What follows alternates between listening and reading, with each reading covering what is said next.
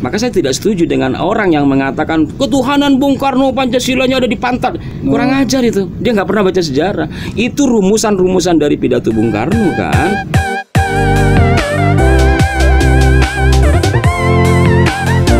Oke.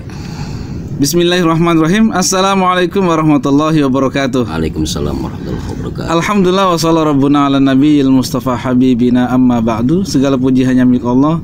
Salawat dan salam semoga tetap tercurahkan kepada baginda alam, Nabi besar kita, Nabi Muhammad sallallahu alaihi wasallam, kepada para keluarga, para sahabatnya, kepada umatnya, dan mudah-mudahan kita diakui sebagai umatnya yang senantiasa menjalankan sunnah-sunnahnya. Amin. Dan di yaumil akhir nanti mudah-mudahan diberikan syafaatul uzma dari Rasulullah SAW. Amin ya rabbal alamin.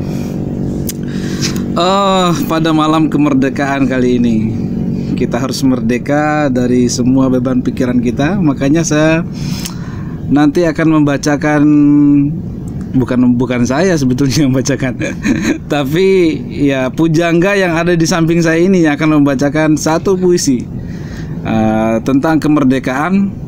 Dan seperti apa puisinya nanti kita akan minta beliau membacakan dengan suara khasnya.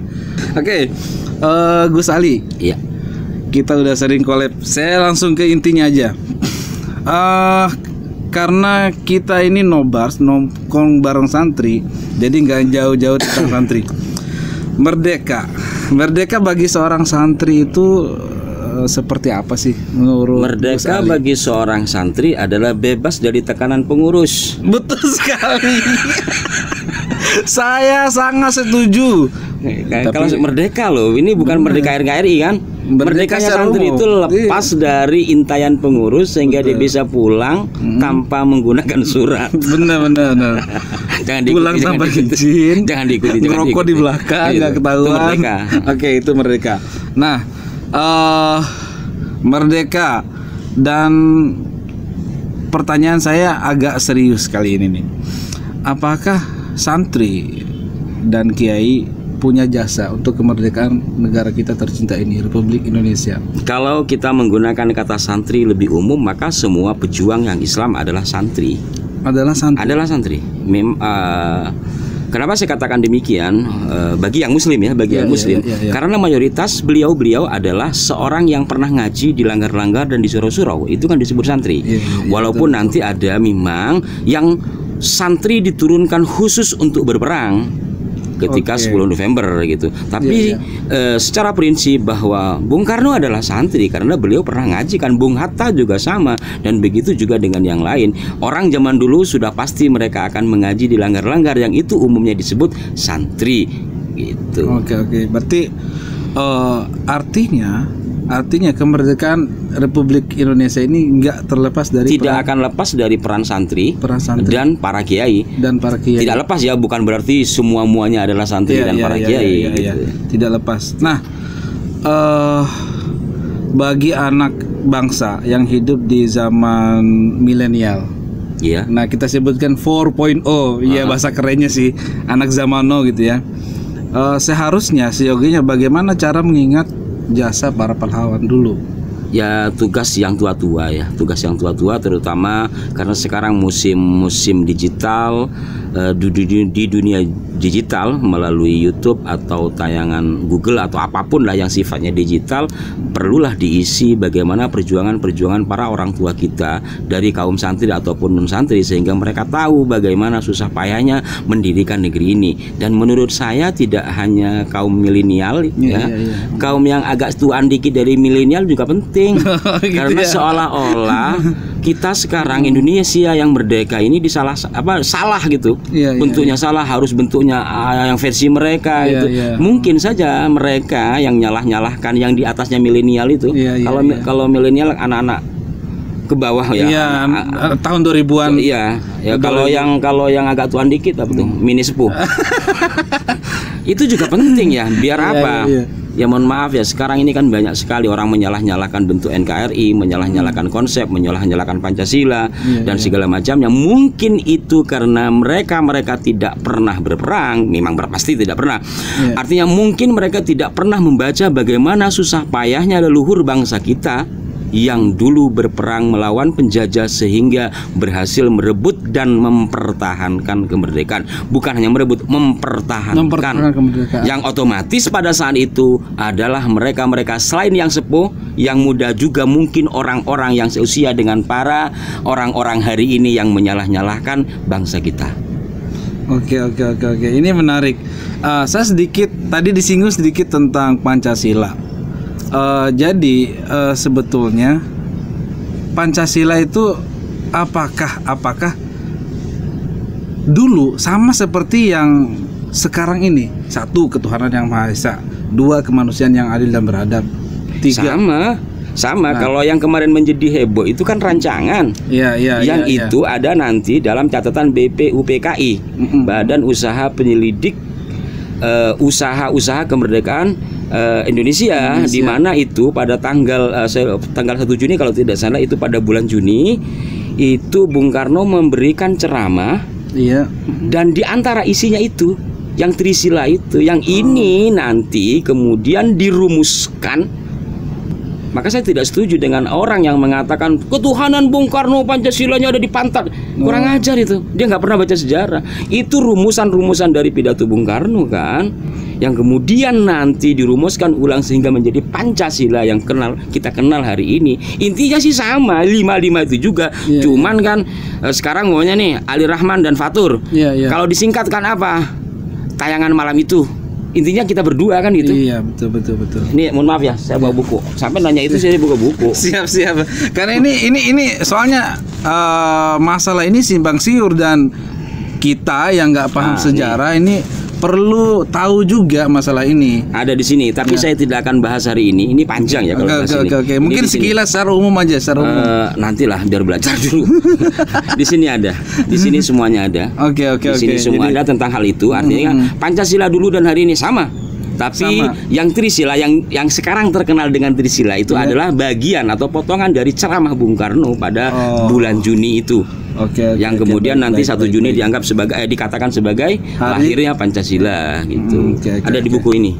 Oke, siap. Nanti berarti kita akan bikin khusus untuk ini. Insya Allah setelah kemerdekaan ini kita akan bahas tentang ini BPUPKI, Proklamasi Kemerdekaan Republik Indonesia.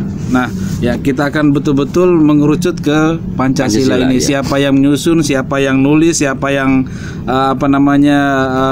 mengarang, kemudian pencetusnya, kemudian apakah ada ulama di situ yang ikut. Karena nanti kan ada kaitannya dengan kata-kata yang 7 kata yang disebut dengan Piagam Jakarta segala macamnya itu ada juga di sini. Yang banyak orang salah paham tentang hal itu mungkin karena kurang baca. Lagi-lagi itu sih, termasuk saya juga kurang baca, makanya kita perlu menghadirkan orang yang sering baca. Ini terbukti bukunya beliau ini naskah-naskah kuno yang selalu beliau pegang. Sebenarnya saya bawa ini bukan kaitannya dengan Pancasila, Mas. Oh ya? Ini kaitannya dengan puisi kemerdekaan sebenarnya. Kan sampai nelpon saya mau baca puisi kemerdekaan. Iya betul. Di sini ada puisinya Pak Yamin ya. Di antara di saat rapat itu Pak Yamin itu selesai acara masih baca puisi gitu loh. Masih baca puisi. Rencananya saya mau baca malam ini, tapi kok sampean malah nanya Pancasila. Monggo dilanjut. Oke. Nah, ini puisinya Pak Yamin. Nanti ada 2 puisi berarti yang dibaca. Janganlah, saya panjangan nanti. Nanti Pak Yamin kapan-kapan. Oke. Siap. Nah, kemudian pertanyaan saya selanjutnya gini. Buat kita yang hidup zaman sekarang ini, bagaimana sih seharusnya untuk merayakan kemerdekaan itu? Kan kadang kita sebagai saya ini guru, kemudian punya anak-anak didik lah gitu ya. Yuk kita rayakan kemerdekaan dengan lomba makan kerupuk gitu kan, lomba masukkan pensil ke dalam botol. Apakah itu Dulu saya tidak setuju. Dulu. Oke. Apalagi yang joget-joget sampai auratnya kemana-mana ya. Dalam konteks merayakan kemerdekaan. Karena untuk merdeka itu tidak mudah, bertaruh nyawa. berdoa siang dan malam, bahkan berpuasa. Tapi kalau untuk lomba kelereng, lomba yang hiburan, ya akhirnya saya ya tidak mempermasalahkan, karena disinilah hari kita bahagia. Maka apapun yang dapat membahagiakan anak kita, membahagiakan tetangga kita, lakukan selama itu bermanfaat. Mungkin dari lomba-lomba itu kan ada manfaat, setidaknya bisa mengguyupkan antara anak-anak dan warga kampung. Kalau semua suruh ngatamin Quran umpamanya kan kayaknya ya enggak juga. Tapi kalau itu umpama ada yang menggagas, akan lebih baik. Kita akan lebih baik karena pahala Al-Qur'annya kita kirimkan kepada para pejuang, itu akan lebih pas. Tapi apakah semua orang suruh baca Quran, suruh tahlilan? Ya orang kan ada juga dong yang harus senang-senang. Barangkali bahagianya anak-anak kita itu juga ngademi beliau-beliau yang sudah berkalang tanah. Iya. Siap. Jadi ya nggak apa-apa lah ya. Ya menurut saya tidak, selama itu tidak menimbulkan maksiat ya. Iya. Jadi memang ya anak-anak ini kan perlu dengan cara-cara ya yang berbeda dengan cara dulu ya. Kita lomba, kemudian kita sisipkan juga ilmunya, maksudnya. Iya. Ya untuk gini loh. Para pejuang kita dulu ini berjuang dan lain sebagainya. Nah kita sekarang untuk menjaga itu ya dengan cara belajar dengan baik, kemudian dan merayakan itu jangan terlalu berlebihan, over gitu ya kayak tadi. Nah ini menarik. Pada masa-masa perjuangan dulu sebelum kemerdekaan, ada satu lagu yang sering dibawakan oleh para santri. Judulnya Ya Ahlal Waton. Ya Lalwaton. Hubbul waton minal iman wala takum minal hirman inhadu ya ahlal waton. Itu ya. Oke. Ini kan saya nggak tahu tadi Pak Ali di belakang tadi sempat mengatakan bahwa ada perbedaan teks yang dulu dan yang sekarang. Apakah itu membuat distorsi makna dari lagu yang awal yang ada di buku sejarah itu atau bagaimana? Saya lagi-lagi baca buku. Karena saya lihat tadi, saya juga lihat bukunya itu bahasa Arab semua, walaupun nanti diartikan secara bebas ada dalam bentuk bahasa Indonesia gitu ya. Ini yang sekarang kita kenal dengan lagu Ya Ahlal Waton atau Ya Ahlal Waton. Saya secara pribadi, karena pertama saya kenalnya lagu yang ada di buku ini, yang ditulis lagu itu oleh Kiai Abdul Wahab Hasbullah pada kurun waktu 1915 atau 14 ya, di mana lagu Ya Ahlal Waton itu dulu untuk memberikan semangat nasionalisme kepada murid-murid. Jadi ceritanya begini, ketika Kiai Haji Abdul Wahab Hasbullah, pendiri Nahdlatul Ulama, pulang dari Mekah ya, kemudian menikah pada 1914 ya, lalu bertemu dengan sahabatnya Kiai Haji Mas Mansur yang juga pulang belajar dari luar negeri, beliau dari Mesir. Lalu beliau tokoh muda ini terinspirasi oleh perjuangan para seniornya dalam nasionalisme, terutama dalam Syarikat Islam. Kebetulan Kiai Wahab adalah salah satu pengurus Syarikat Islam cabang Mekah. Maka beliau menemui Kiai Mas Mansur sebelum akhirnya nanti Kiai Mas Mansur masuk ke Muhammadiyah ya. Kiai Mas Mansur dengan Kiai Wahab ini mendirikan madrasah namanya Nahdlatul Waton. Nahdlatul Waton ini didirikan bukan hanya untuk menimba ilmu sebagaimana umum, karena sudah banyak kalau madrasah, tapi ini madrasah di-create, kalau kata istilah sekarang, diproyeksikan, diniati untuk menumbuhkan semangat nasionalisme. Maka nama madrasahnya pun dinamai Nahdlatul Waton, kebangkitan bangsa atau kebangkitan tanah air. Dan sebelum ngaji, sebelum belajar, di situ berdiri lalu bernyanyi lagu Ya Ahlal Waton. Lagu Ya Ahlal Waton yang saya kenal di buku ini berbeda dengan hari ini yang ada. Kalau sekarang kan yang saya katakan tadi ya. Kalau di sini lengkap ya, lengkap. Ya Ahlal Waton, Ya Ahlal Waton, Hubbul Waton minal iman. Sama ada Hubbul Waton minal imannya. Hubbul Waton Ya Ahlal Waton wala takun ahlal hirman. Innal kamala lil akmal wa laisa dzalikal aqwal. Fa'mal tanal ma fil amal wala takun mahdal qawal, dan seterusnya. Ini panjang, nanti saya tampilkan di layar saja buat teman-teman yang ingin melihat teks aslinya. mungkin selama ini hanya melihat teks yang ada di Google yang sudah ada hari yang ini sudah ya. ada hari Dan ini. pribadi saya jujur sampai hari ini saya belum menemukan anunya ya, apa referensi yang jelas. Referensi yang jelas. Iya, kenapa menjadi yang sekarang ada? Yang sekarang artinya sama kayak lagu Indonesia Raya. Lagu Indonesia Raya aslinya kan panjang. Iya, Kemudian iya. apa namanya itu? Ya dikit lah, di revisi atau di apa ya menjadi yang hari ini kita kenal. Aslinya kan panjang. Begitu juga dengan lagu Ya Ahlal Waton yang sedemikian panjangnya, kemudian yang kita kenal hari ini. Oke. Dan di sini juga ada perbedaan kalimat. Di sini tidak ada Indonesia Biladi, tidak ada. Tetapi saya pernah mendengar ceramahnya Mbah Mun. Apakah kata Indonesia Biladi itu karya dari Kiai Wahab Asbullah atau bukan? Saya mohon maaf, saya kurang paham, jujur saya kurang paham.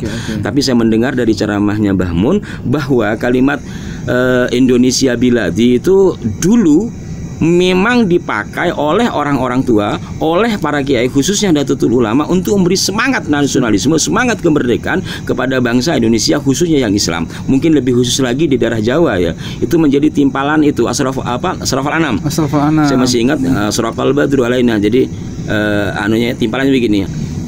Indonesia biladi anti onwanul fahoma kullu mayyati kayauman tomihayal kohimama asraqal badru alaina dan seterusnya. Jadi menurut Mbah Mun dalam salah satu ceramahnya, lagu bait yang ada di Ya Ahlal Waton hari ini sudah dikenal pada masa-masa perjuangan itu. Walaupun di naskah ini tidak ada. Apakah mungkin ini saya juga perlu ya, barangkali yang menyaksikan YouTube ini bisa memberitahu saya, ada referensinya, saya juga perlu untuk menambah wawasan dan pengetahuan saya. Kenapa ada tambahan kalimat itu? Iya, tapi secara secara semangat gitu ya, semangat entah keilmuan atau keindonesiaan gitu ya. Apakah berubahnya teks yang lama menjadi yang baru itu menurunkan semangat kita untuk tidak kan di sini kan sama kan. Di sini tetap namanya juga kebangkitan. Di sini juga semangat untuk nasionalismenya, untuk mencintai tanah airnya sangat kental. Tapi kalimat yang tadi itu di sini tidak ada. Okay. Apakah penulisnya juga lupa? Ya Allah alam juga gitu kan. Lupa dimasukin ke sini. Tapi insya Allah tidak, karena ini berangkat dari skripsi ya. Ini berangkat dari skripsi. Baik. Nah, itu teman-teman, itu yang ya mungkin agak seriusnya ya. Nah, sekarang kita minta beliau untuk membacakan satu puisi khusus untuk kemerdekaan Republik Indonesia yang ke-75 yang sudah semakin tua ini. Saya saudara teman-teman yang nonton ya, saya tulis puisi ini pada 1999 dan saya belum cetak, masih dalam bentuk tulisan saya yang asli. Insya Allah tulisan saya nggak jelek-jelek amat ya. Dan kondisi bangsa kita pada tahun 1999 kita tahu sendiri, habis 98 kerusuhan, dan mungkin korelasinya masih ada sampai hari ini. Puisi ini saya tulis di Bogor pada tanggal 16 di Bogor, sampai di Bogor, tapi saya lanjutkan kembali di Jakarta pada tanggal 17 Agustus 1999. Kalau tadi mengatakan anti onwanul khoto anti onwanul fahoma. Iya, anti onwanul fahoma. Kalimat anti di sini adalah perempuan. Kalau hari ini kita kenal anta. Perempuan yang dimaksud di situ adalah Ibu Pertiwi, yang dalam bahasa kampung saya adalah emak. Maka pada 17 Agustus 1999 yang silam, saya menulis puisi dengan judul Selamat Ulang Tahun Mak, di usiamu yang entah berapa. Karena benturan hidup menjadikan aku pelupa. Kata orang-orang, emak masih muda, walau uban hampir memenuhi kepala dan keriput nyaris tak menyisakan rautmu yang jelita. Karena hidup begini rupa, engkau lebih tua dari usia, dan engkau kini mulai sakit-sakitan sedangkan obat mujarab sampai saat ini belum ditemukan. Selamat ulang tahun, Mak. Semoga panjang umur. Karena cintaku sedalam sumur. Semoga aku bisa selalu mendampingimu dan merawatmu walau tak sebanding dengan kasihmu. Mak, usah bersedih walau lukamu semakin perih, sebab tidak sedikit pun aku ada niat untuk minggat walaupun hidup begini melarat. Selamat ulang tahun, Mak. Semoga panjang umur di usiamu yang muda penuh keriput ini, dan di saat warisanku habis dicuri. Sebagai hadiah di ulang tahunmu ini, Mak, akan kujahit kembali selendang putihmu yang koyak, agar dapat mengimbangi kerudung mirahmu. Dan semoga saja ini dapat membahagiakanmu, Mak. Walau mungkin saja jahitanku tak sebaik aslinya, tapi semoga saja ini dapat mengobati lukamu, Mak. Selamat ulang tahun, Mak. Semoga panjang umur. Walau mungkin aku tak dapat membahagiakanmu, semoga anak cucumu kelak dapat mewujudkan harapanmu yang juga menjadi harapanku. Selamat ulang tahun, Mak. Doaku untukmu, doamu harapanku, Mak. Happy birthday, kata anak-anak TK. Mak, kebaya mirahmu berkibar memancar memuncrat di mana-mana, sedangkan selendang putihmu terdampar dilempar dikoyak hampir tak tersisa, sehingga desau angin menabuh dedaunan bukan lagi nyanyian, dan kicau burung-burung di pagi hari adalah provokator. Mak, goresan tinta ini adalah saksi. Dengan nurani selendangmu akan kujahit kembali. Allah, Allah, sampai kapan pentas ini akan berakhir? Kembalikan air, percikan zikir. Allah, selamatkan emak. Bogor, Jakarta, 17 Agustus 1999. Masya Allah. Masya Allah, luar biasa, merinding dengarnya. Wah, ini menggambarkan betapa dalamnya beliau menyelami Indonesia, bahwa Indonesia itu masih perlu mencari obat. Ini garis bawahi ya. Obat untuk Indonesia sampai saat ini apa sih menurut Gus Ali?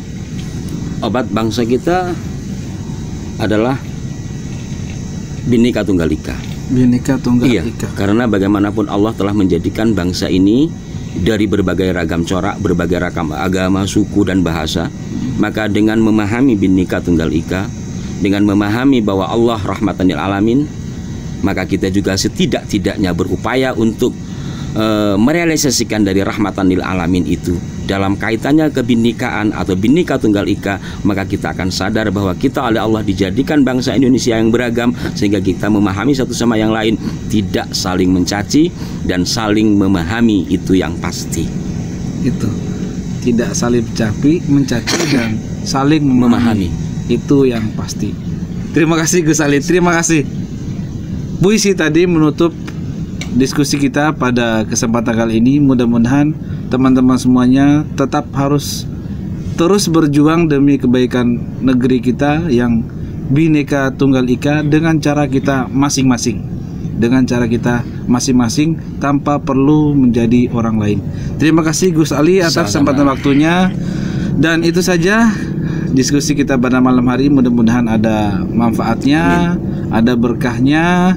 Dan apabila ada kesalahan dari kami, mohon dibukakan pintu maaf yang seluas-luasnya. Wafaqanallahu wa iyyakum ila tariqil qawim. Wassalamualaikum warahmatullahi wabarakatuh. Waalaikumsalam.